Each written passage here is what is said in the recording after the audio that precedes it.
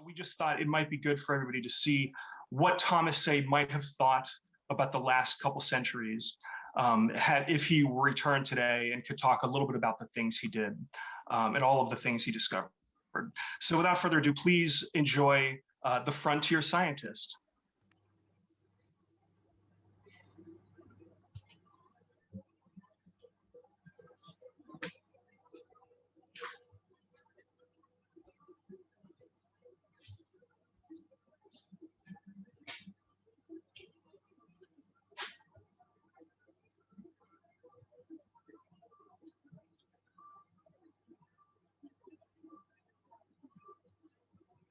You can see me, can't you? You can see me, and I can see you. Yes, well, let us name the 6-ton elephant in the room, shall we?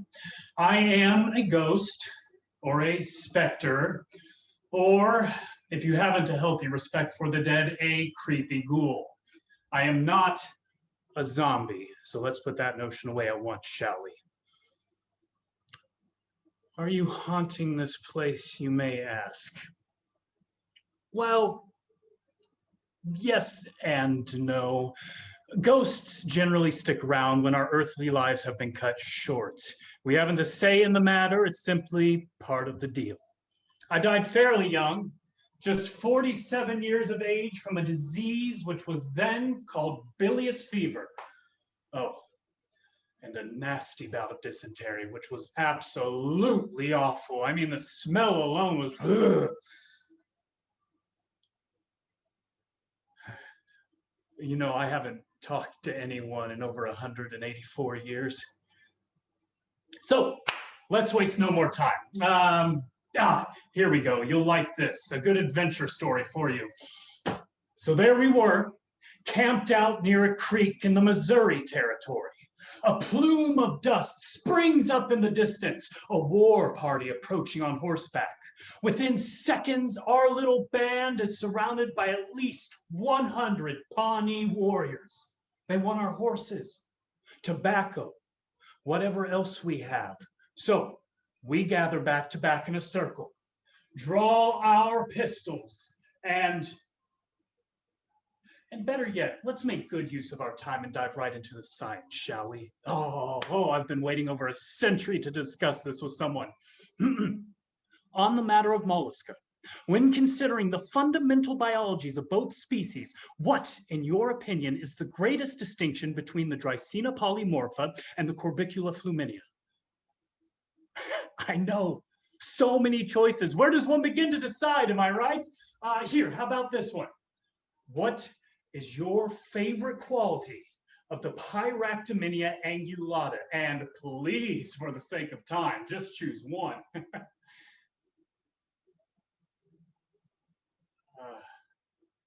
My apologies. I guess I'm a bit out of practice amongst people. It's just, I've been alone amongst my notes for so very long. Maybe we could just speak for a time about science, discovery, and adventure. Yes? Yes. All right. Well, my name is Thomas Say. Now, I realize this is not a common household name. My legacy has largely faded from history. But I'm willing to wager that although many of you have never heard of me, your understanding of science and nature has largely been influenced by the work I did so many years ago. I collected, studied, named thousands of birds, bugs, beasts, invertebrates, arthropods, fish, mammals. I discovered 4 new species of leech in the murky wilderness of the northern Great Lakes. 4. I am a zoologist, and more specifically, an entomologist. That's a scientist who studies insects. And I'm a conchologist. That's a scientist who studies shells. Still not impressed. Well, may I assume you're familiar with the name Thomas Jefferson? Yes, of course, why wouldn't you be? Well, would you believe Mr. Jefferson once read one of my essays and was so impressed, he recommended me on a grand expedition into the Western wilderness. But more on that in a moment. Let's begin at the beginning. And looking back at it now, it seems to me I was destined for discovery and adventure. I was born in Philadelphia in the year 1787, a very important year to be sure, because 1787, my friends, was the year the Congress of the United States passed the Northwest Ordinance, essentially incorporating all the land that would later become Illinois, Indiana, Ohio, Michigan, Wisconsin. Later, when I was just a boy, the United States made another massive purchase of land from Napoleon, a French artillery officer, a little fellow, big hat. I was born into an America that was rapidly expanding, doubling, tripling, quadrupling in size, lands that extended into old growth forests, vast prairies, desert wastelands, gloomy swamps, lands inhabited by a mind-numbing number of ancient cultures and civilizations. So much to see, to discover, to explore. But I was in Philadelphia preparing to follow in the footsteps of my father and grandfather. Medicine. Father was a physician. Grandfather was an apothecary. That's what you today would call a pharmacist. So I studied anatomy, chemistry, so forth. And with a few years of formal medical training under my belt, I was trusted to open my own apothecary shop. And the work was useful and respected and important and who am I kidding? I hated it. Mixing cordials and remedies and herbs and roots, a noble pursuit, medicine. But my heart wasn't in it. I wanted to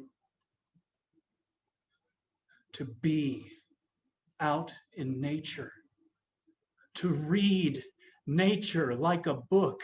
Read nature, because nature is a friend of truth. Incidentally, I was terrible at business and finances, so the apothecary shop soon went into debt and I was out of the medicine business. Now, while I was failing in medicine, I was excelling in the study of zoology, so that by the time I was 30, I was, if not well paid, well respected by members of the scientific community of Philadelphia and beyond. And I was in the right place at the right time. Show of hands, those of you familiar with the names Meriwether Lewis and William Clark. Yes, all of us, exactly, of course. In 1803, at the urging of Thomas Jefferson, Army officers Lewis and Clark embarked on an expedition to explore the western lands gained in the Louisiana Purchase. Their core of discovery traveled by boat and on foot all the way to the Pacific Ocean. Along the way, surveying land, establishing alliances with native cultures, and making wonderful observations of North American flora and fauna. That's plants and animals. Their expedition is one of the greatest achievements in American history. And their courage and perseverance has solidified their place in American history books forever. But there was something missing from their expedition. Scientists. Lewis and Clark were brave and resourceful and brilliant, no doubt, but they were not trained scientists. Enter James Monroe and his Army Corps of Topographical Engineers. If you'll indulge me. Spring, the year 1819, pursuant to orders from the Honorable Secretary of War, Major Stephen Long assumes the command of the expedition about to engage in exploring the Mississippi River, the Missouri River, and their tributaries on board the United States steamboat, the Western Engineer. A new expedition. A team of soldiers and scientists were to retrace part of Lewis and Clark's expedition, head west by river all the way from Pennsylvania to the Rocky Mountains in Colorado.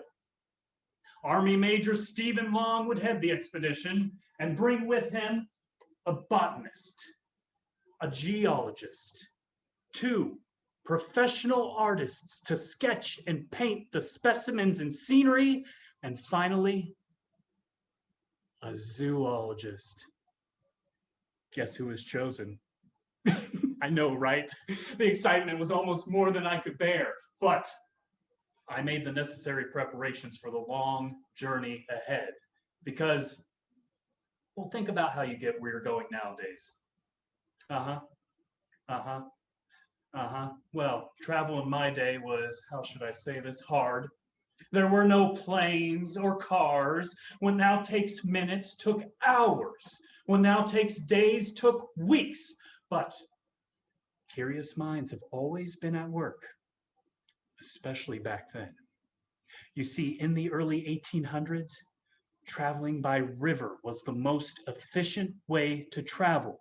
There were no highways in the United States, and roads were little more than muddy dirt trails. So traveling by river saved you the trouble of traveling by boat, by horse, or on foot through the densely populated forests.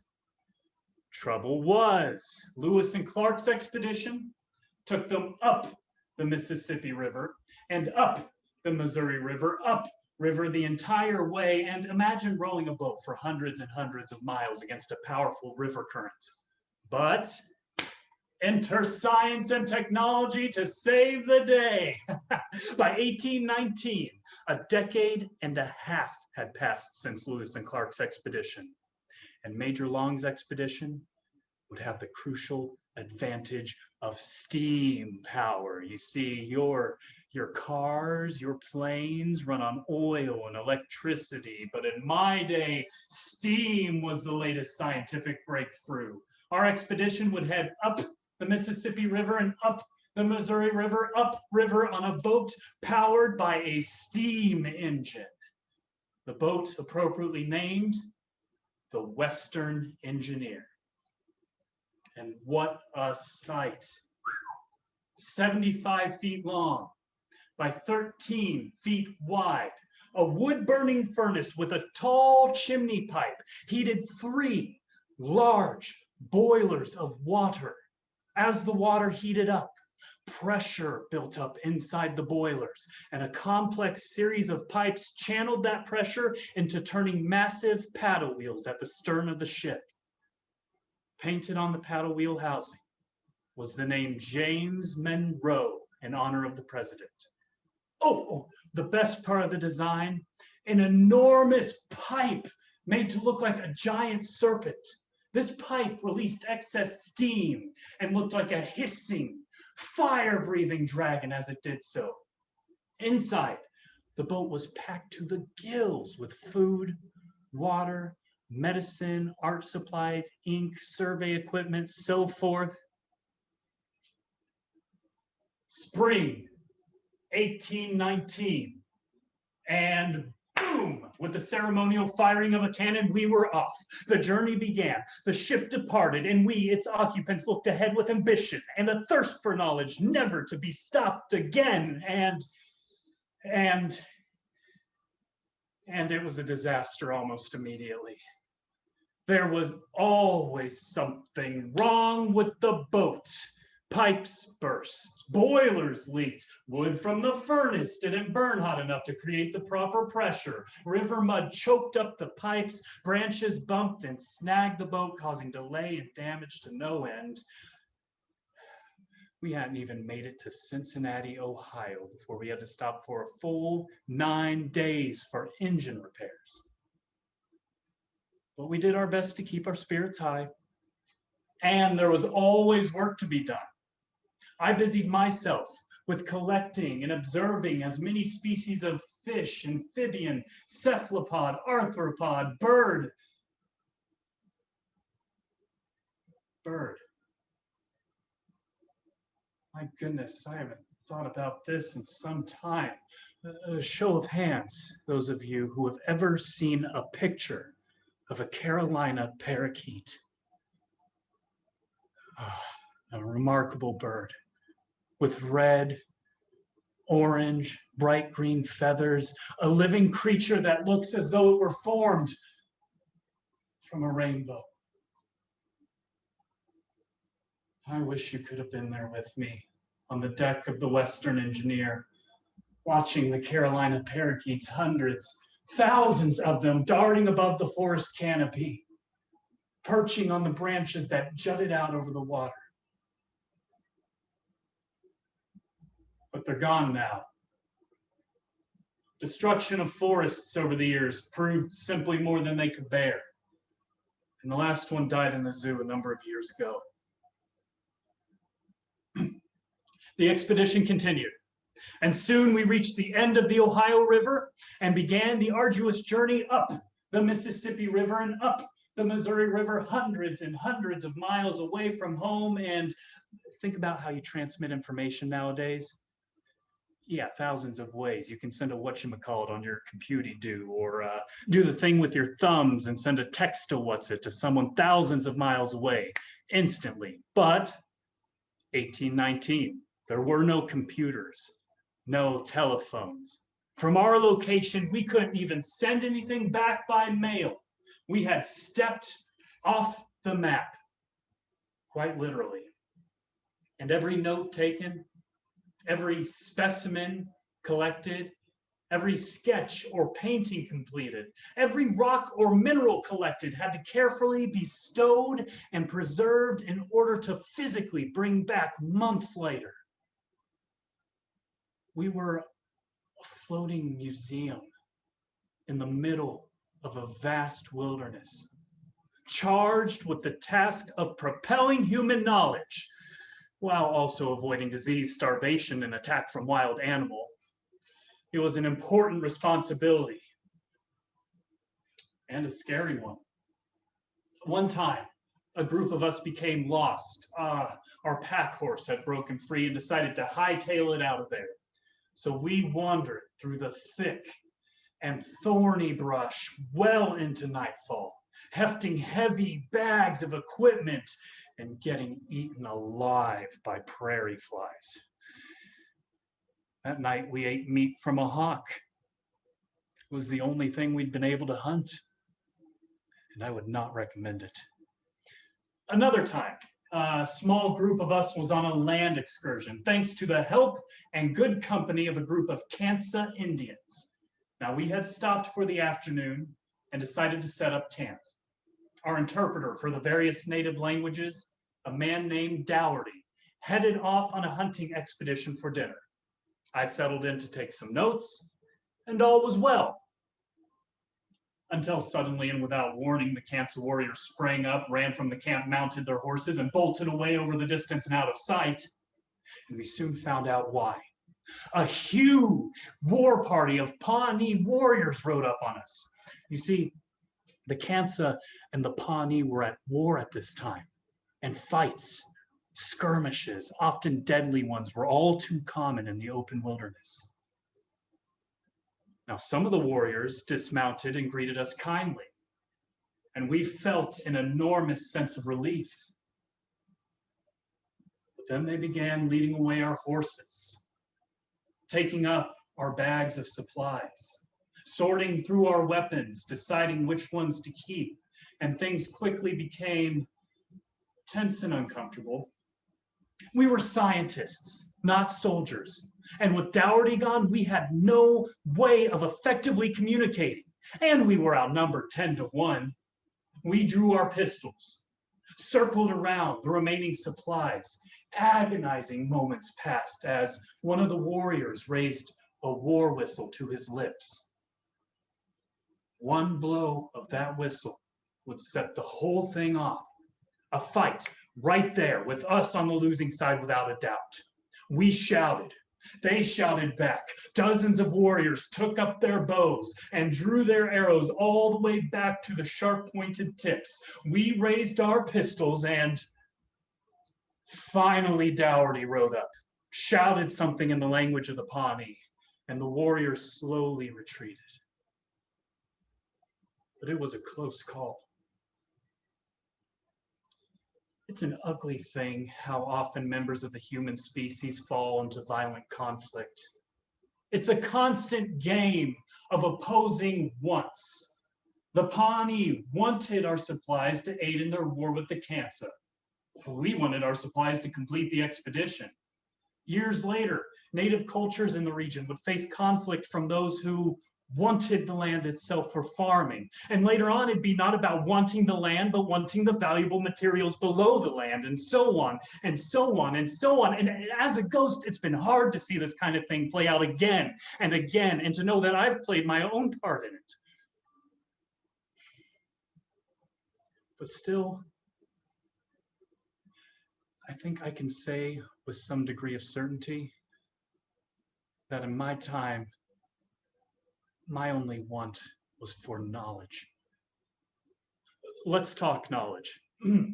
Now, we wintered in a place called Council Bluffs that sits right on the border of what is now the state of Iowa and on the border of what is now the state of Nebraska. There stood a fort near a trading post, so the perfect place to spend the winter. Keep in mind, 1819, no highways, no hotels, no trucks with heat you can turn on at the flip of a switch. And traveling through the unknown wilderness in the middle of winter, too dangerous, especially when the river could freeze over. So we would spend our time at Council Bluffs from the late fall to the warm thaw of spring, which may sound like a long time, maybe even boring to some, but for a scientist with a growing collection of critters, it was the perfect amount of time to do further research. And not to brag, all right, it is bragging, but here it goes. These are just a few of the specimens that I collected, observed, studied, and named in my time out west. The least shrew, the mule deer, the western kingbird, the western rat snake, the swift fox. Oh, and one I'm most certain you're familiar with. I was the first scientist to study this specimen and give it its name. Canis latrans, which is Latin for the barking dog. But you might know it by its other name, the coyote. Let's take a moment to pay our respects to Canis latrans, the humble coyote, shall we? Now, is this creature colorful and exotic like a flamingo? No. Is it strong like an African lion? Enormous like an elephant? Not even close. But Canis latrans, the humble coyote, my friends, might be the greatest survivor the world has ever seen. The beast weighs in at a modest 40 pounds, about 4.5 feet from tip to tail. Coloration is nothing special. Browns, grays, black, and white with splashes of red here and there.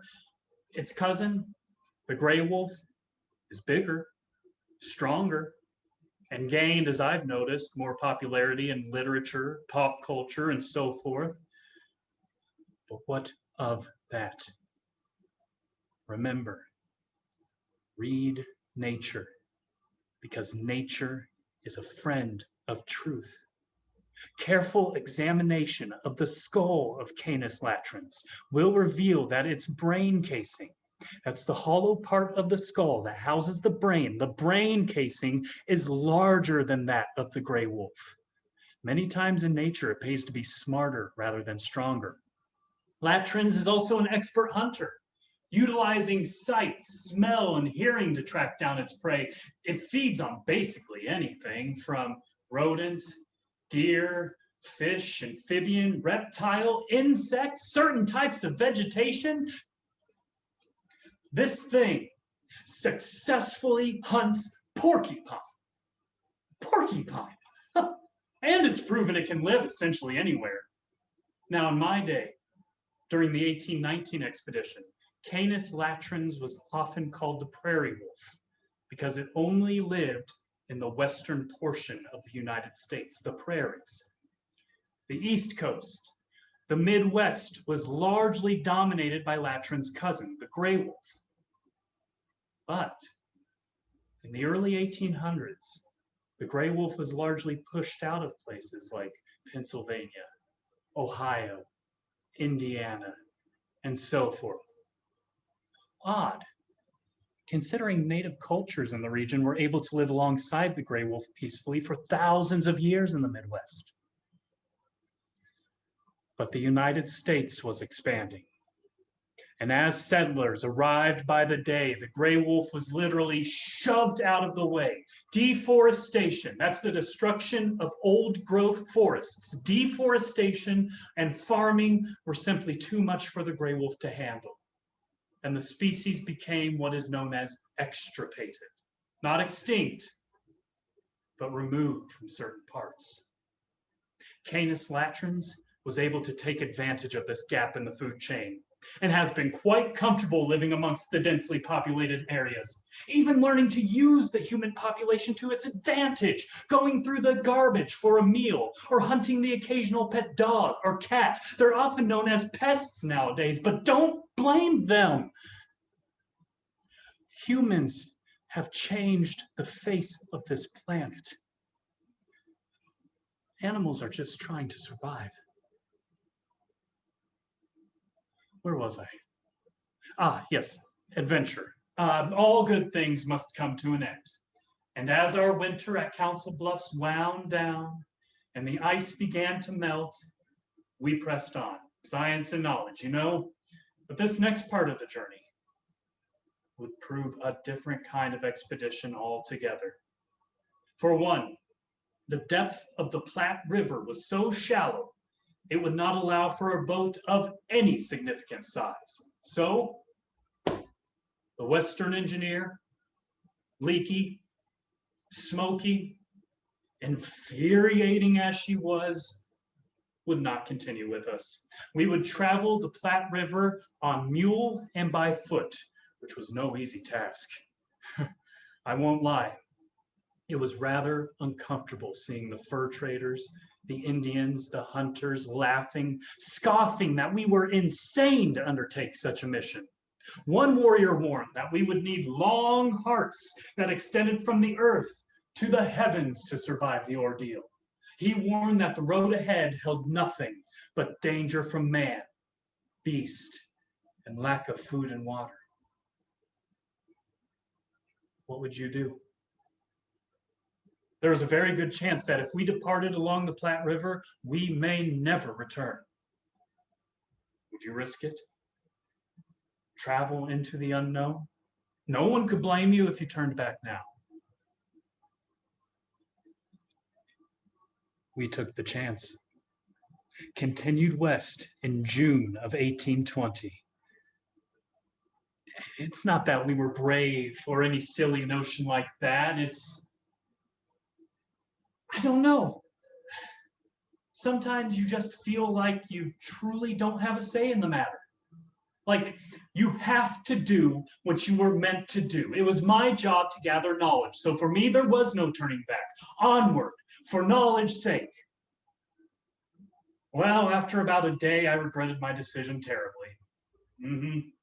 Traveling along the Platte River was like being on some distant and hostile planet.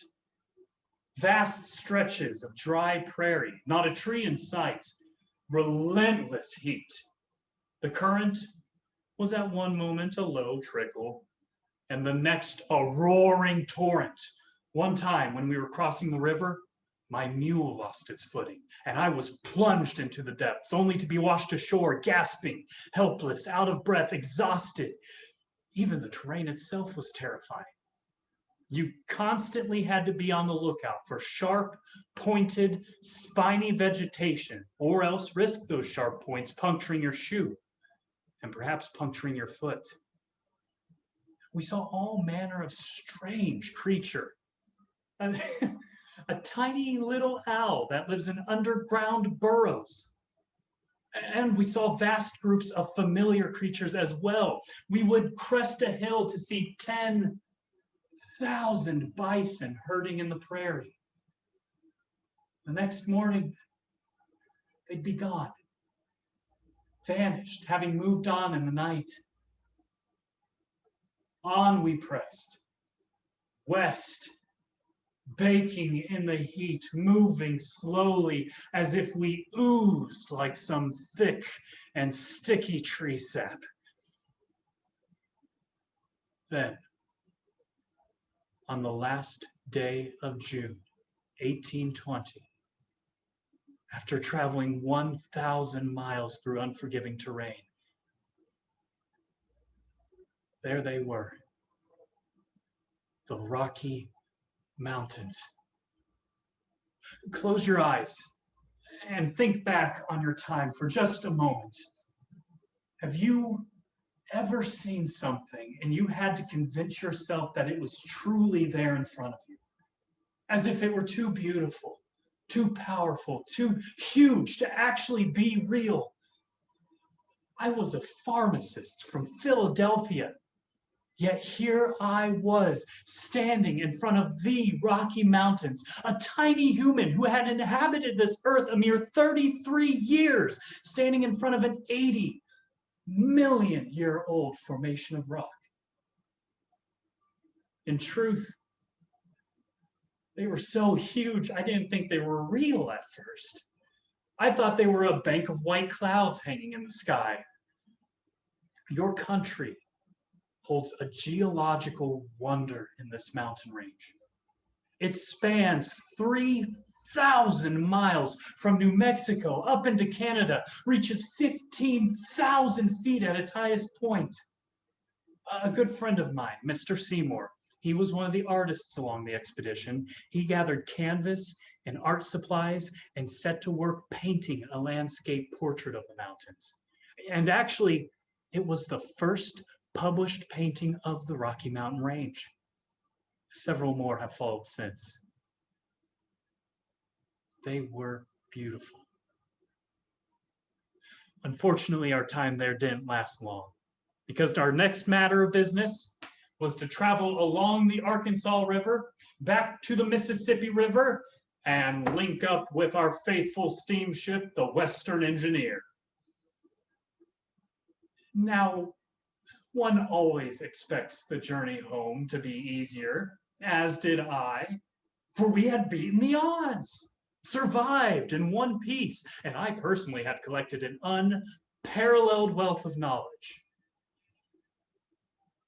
But it was not easy, not even close. And several members of the expedition, myself included, became sick. No, you don't understand. We became sick. Use your imagination to think about what it's like to have the flu. Yeah, now imagine it 20 times worse. I felt bad. Chills, shivering, soreness from head to toe, fever, nausea, shaking so severe I could not put a pen to paper. Stomach distress so severe I could not swallow a spoonful of stew. In my day, we called it intermittent fever. Nowadays, you call it malaria, a relentless disease that had me stiff as a board, had me seeing double, hearing odd noises, and at times forgetting my own name or where I was. It's like being hung upside down, spun furiously in a circle, while simultaneously being kicked in the head and the stomach. Yeah. Nowadays, we know that malaria is spread by mosquitoes. The nasty little things inject you with a microorganism, a parasite in your body. Of course, 1820, we had no idea what a microorganism was. We didn't even know how to treat fever or illness. This was a time when doctors were still cutting patients open with a knife in hopes that we would bleed out the sickness. Ironically, my study in mosquitoes would help scientists figure out which species spread the disease and how, but that did me no good at the time. I just had to wait it out, sweat it out, shake it out, and eventually regain my strength. And as the rest of the crew regained theirs, we departed one more time back east. I arrived in Philadelphia in late December of 1820 after being gone nearly 2 years. After all that time, Philadelphia seemed strange. There were no mountains, no prairie wolves, no Indian interpreters, no fur traders, no native cultures. Just a busy city that seemed like it never even noticed I'd left. I lived there on and off for a time, but I never truly lived there again. I don't know, it just didn't feel like home. How about this? I went on 2 more grand expeditions in my time. One through the Kankakee Marsh, through a teeny tiny trading post known as Chicago, and into the foggy wilderness of the northern Great Lakes, where I discovered 4 new species of leech. I still can't believe that doesn't impress you. The other one took me deep into the south to a place called Mexico, where I became very familiar with this strange fruit-like vegetable called an avocado. Actually, very tasty. When the exploring, the traveling, the collecting came to an end, I wrote and wrote and wrote and rewrote, and then I wrote some more. I settled in a little town called New Harmony along the southern border of the young state of Indiana. I lived there with my wife, Lucy Say, a scientist as well, and actually the first woman accepted into the Academy of Natural Sciences. 2 of my greatest works are American Entomology on my study of insects and American Conchology on my study of mollusk shells. And you can find both of these books on what you call internets. And you'll notice that in American Conchology, it's Lucy who does all of the illustrations. If I have one regret from my life, it's that I didn't spend more time with Lucy. Just sitting, just being. I guess I always thought I'd have more time. And so I worked, and I worked myself into a sickness from lack of food and sleep, and it did catch up with me. Bilious fever, remember? Nowadays, you call them gallstones. By the time I was 40, I had the appearance of a man aged 70. And I died a few years later. May I assume, now that we've talked, that you'll remember the name Thomas Say? No, not a household name, but an important one, I hope. Granted, I lived a long time ago. Science and information have passed me by leaps and bounds. But I hope you'll remember the spirit of my life. That I was determined to grab knowledge by both hands and hand that knowledge forward. And I hope you'll do the same. And it doesn't take a Western expedition either. Start in your backyard. Make observations about, how about my favorite insect? Pyractomenia angulata, also known as Say's firefly. This is the new Indiana state insect. And I hope you'll think of me when you see them flashing in your backyards this summer.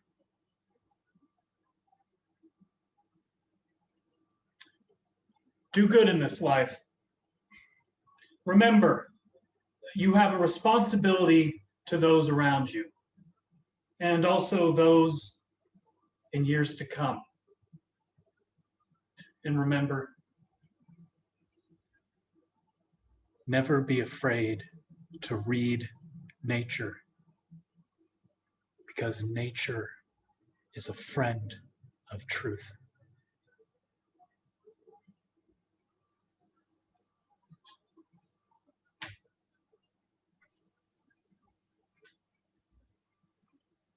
Well, folks, I'm pleased to introduce Indianapolis professional actor Matthew Walls, playing Thomas Say.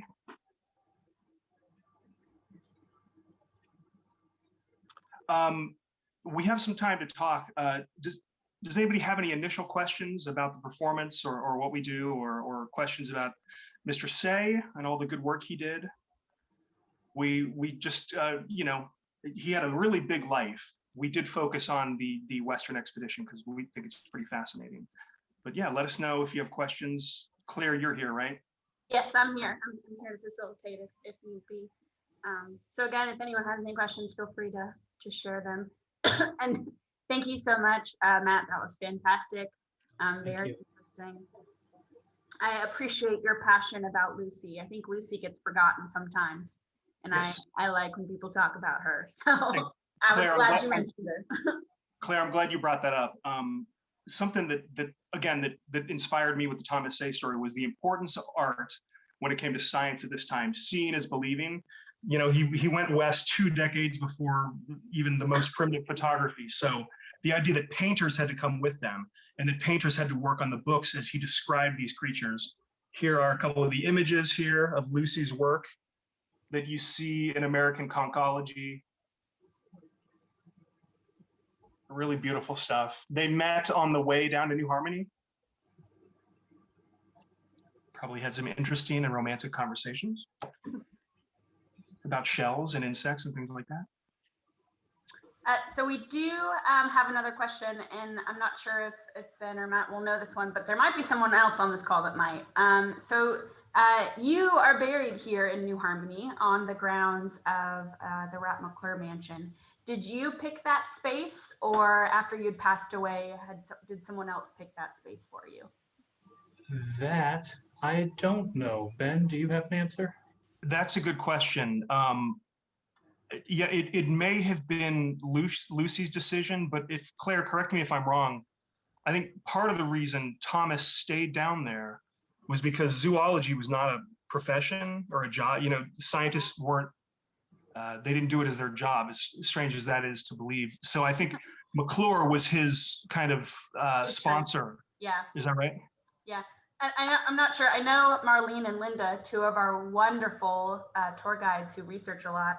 I didn't know if one of you might know the answer to that question.